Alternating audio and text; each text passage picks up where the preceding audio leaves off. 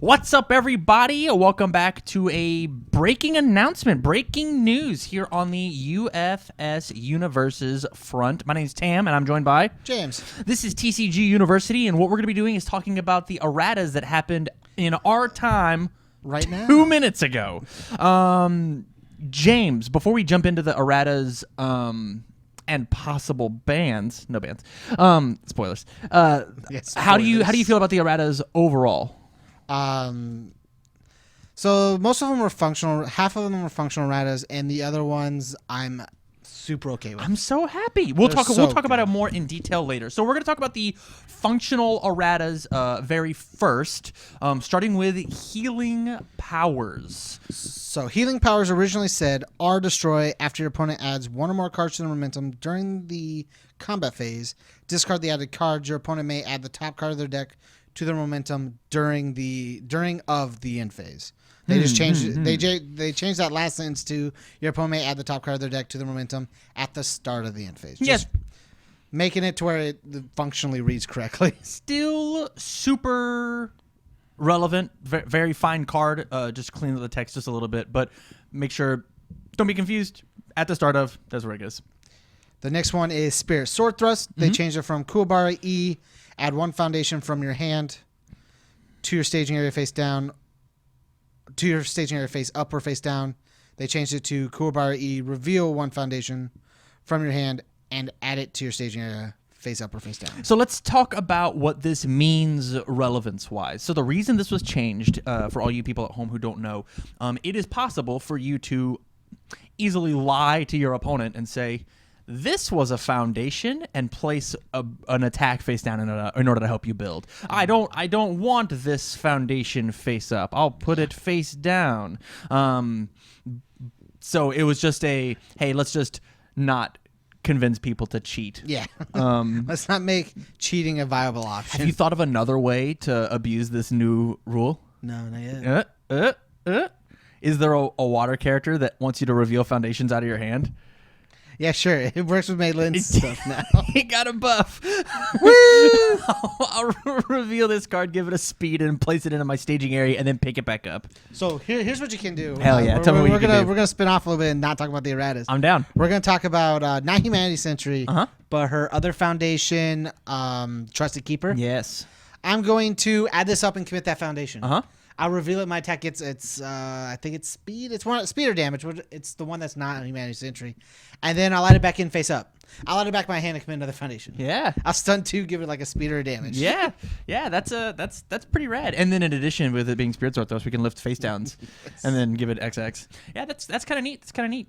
Okay, and then the last errata is the Tagoro Brothers. Ooh, let's hope this card's gone. Nope.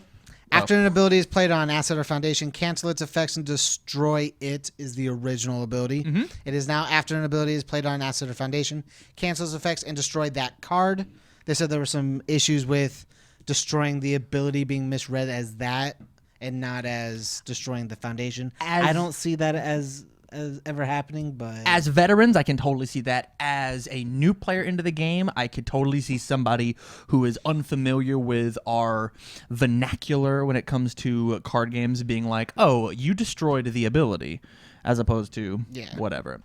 So I think that is fine.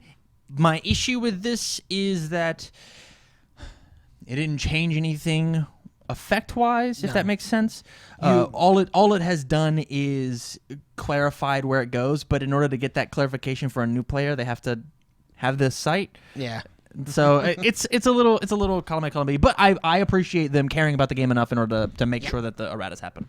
Okay, now we're gonna go on to the good erratas, and not just the good erratas, but the ones that are gonna matter. Yeah, for the sure. ones that are gonna really matter. The one that is going to make me rechange my entire PTC So we're gonna deck for start the with weekend. the one that's gonna be the most meta-defining currently, Spirit Gun. Spirit Gun. This card now possesses the keyword Yusuke only. Nani? What? I want to actually read this out loud. Spirit Gun that's also what I was was a about to do. tough card for us to address. On one hand, it's been very impactful on the metagame. Spirit Gun has shown up in dominating numbers of decks recently, and we've been hearing you voice your concerns on the subject. On the other hand, it is the signature attack of a primary character in the Yu Yu Hakusho set. We did some research. Every box that we pulled out of the Yu Yu Hakusho set, we pulled at least one Spirit Gun. So banning that card was pretty rough. Banning Spirit Gun is something we are loath to do. However, it's clear that the card is more powerful than we originally thought. Limiting the attack to Yusuke only allows him to maintain his signature move while removing it from the wider metagame where it can be overly abused. James, how do you feel about this? I am perfectly fine with this. Yeah? Except for one problem is he still gets to do it. Yusuke still gets to do what everyone else is already doing still. Yeah. Yeah, he still gets to pop an entire staging area. So what this means is now, as opposed to me taking every character, I have to have it. I've been saying this on the podcast a bunch. If you're not playing a life, good. death, or good deck, you are at an inherent disadvantage because of how strong this card is. Now, in order for me to my Ageless and Wise actually is relevant versus other things, as opposed to just being like, I'm fighting Yusuke, I have to deal with Spirit Gun, as opposed to I'm fighting I'm fighting Gil. I have to deal with Spirit Gun. It's like I have to deal with +4 speed and 10 mid for 6 Spirit Gun. That destroys the foundation.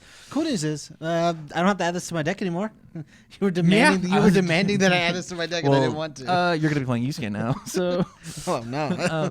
Moving on. Okay, so the second errata, Boulder Barrage Gimbu. Hell yeah, this card's sick. After you play this attack, add the top card of your discard pile to your card pool face down as a copy of this attack. Add this attack to the attack stack. Discard the copy after it resolves as the normal ability. And I added one line of text. Only playable if this is the first attack you have played this turn. Here's their thoughts on it. While one control cards are meant to be especially strong, Boulder Barrage Gimbu provides nearly any deck on its symbol to be able to play an extremely aggressive turn 1. The biggest offender of this is currently Nightmare. It is our intention to keep this attack strong enough to warrant a control of 1 while lessening the opportunities for some decks to be able to create a possible lethal amount of damage before the opponent can even attempt to defend themselves. So what they're talking about here is, I'm playing Nightmare and I'm going to just jam out this 5. All right, flip, click, clear the multiple. Oh, did you block one of them? All right, I'll pick it up and I'll just do it again. And so it's sometimes that card is like 28 damage your opponent can't do about, and that's if they perfect block something, right? It's pretty abysmal to try and fight through both Boulder and Nightmare's effect. How do you feel about this errata? This one's fine. So the problem I have with Gimbu was really just Nightmare and Tim Keefe, in my opinion. Okay. Those are the two strongest characters that can play it. And I guess Kung Jin too. Okay. We've seen that. But I don't have a problem with what Gimbu does. I have a problem with the characters that enable Gimbu to be stronger than it is. Okay, That's the problem I have. The issue is that we can't ban characters. If we have a problem attack, we don't. We take away the sword. We don't take away the person. Right? Yeah. We give them a different weapon. And I think I get it. this is totally fine. This is totally fine. This makes it okay. I just think now it doesn't deserve the 1. I think Really? a 2-check. Yeah, I think a 2-check would be I fine. think this card is. I think this card has flash. It's not interactable, and this is only if it's the first attack this turn. Like playing a 4 mid for 8 and just doming somebody. Like Lord Raptor still gets to play this. Tim Keefe still gets to play this super late in this chain, as long as it's maybe.